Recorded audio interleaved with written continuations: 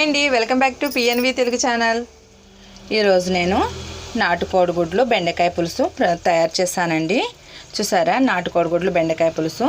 దీన్ని టేస్ట్గా ఎలా తయారు చేస్తానో ఏంటనేది నేను మీకు వీడియోలో చూపిస్తానండి.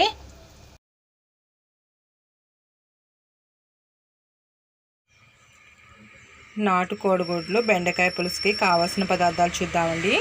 నాటుకోడిగుడ్లు 5 తీసుకున్నానండి, ఉడకపెట్టి పక్కన పెట్టుకున్నాను. బెండకాయ ముక్కలు, పచ్చిమిర్చి, ఉల్లిపాయలు, కొద్దిగంత కరివేపాకు. ఇప్పుడు పులుసులోకి కొద్దిగంత అల్లం వెల్లుల్లి పేస్ట్, కారం, సాల్ట్, పసుపు, ఆయిల్, చింతపండు కొద్దిగా వాటర్లో నానబెట్టుకున్నానండి. ఇప్పుడు బెండకాయ పులుసుని, నాటుకోడిగుడ్ల బెండకాయ పులుసుని తయారు చేద్దామండి. స్టవ్ వెలిగించుకొని కళాయి గిన్నె పెట్టుకున్నానండి. ఇప్పుడు ఆయిల్ పోసుకున్నాను. అందులో ఫస్ట్ మనం బెండకాయ ముక్కల్ని వేసి వేయించుకుందాం. బెండకాయ ముక్కల్ని కొద్దిగంతా వేయించుకోవాలండి. బెండకాయ ముక్కలు అనేవి పులుసులోకి ఇలాగా పెద్దగా కట్ చేసుకుంటే చాలా బాగుంటాయండి పులుసులోకి. ఇప్పుడు వేగిపోయి ఇవి ఒక ప్లేట్లోకి తీసేసుకుందాం.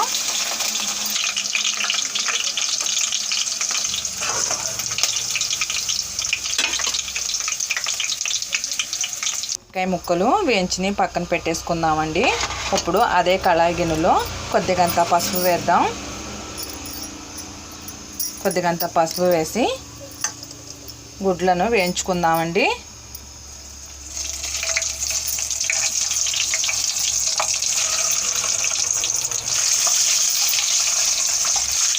ఇవి కూడా కొద్దిగంత కలర్ వచ్చే వరకు వేయించుకుందాం.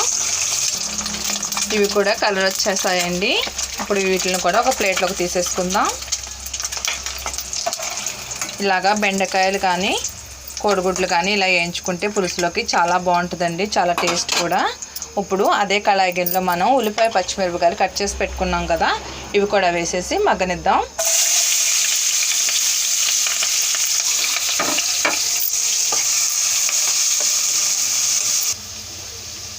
ఉల్లిపాయలు మగ్గుతున్నాయి కదండి, కరివేపాకు కూడా ఇందులో వేసేసుకుందాం.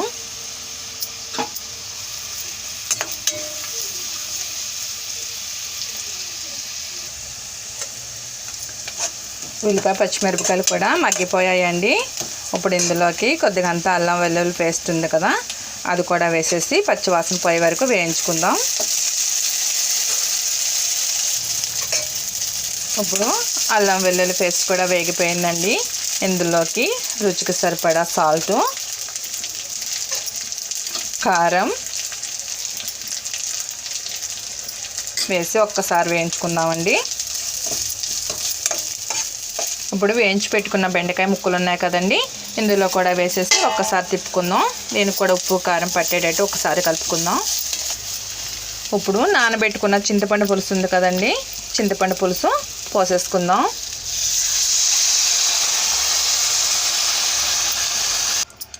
పులుసు అనేది పోసేసుకున్నానండి. ఇప్పుడు వేయించి పెట్టుకున్న నాటుకోడి గుడ్లు ఉన్నాయి కదా, వీటికి ఇలాగా డాట్స్ లాగా స్పూన్తో ఇలా పెట్టుకుందామండి. ఇలా పెట్టుకోవడం వల్ల ఏంటంటే పులుసు అనేది లోపలికి వెళ్ళి టేస్ట్ బాగుంటుంది. అన్నీ వేసేసాను కదండి. ఒక 2 నిమిషాల పాటు ఈ పులుసులోనే ఉడకనిద్దాం. ఒక 2 నిమిషాలు పులుసులో ఉడికించుకున్నాం కదండి. ఇప్పుడు ఒకసారి తిప్పుకుందాం. ఇప్పుడు తిప్పుకున్నాక మనకి ఎంత కావాలో అంత వాటర్ పోసుకుందామండి.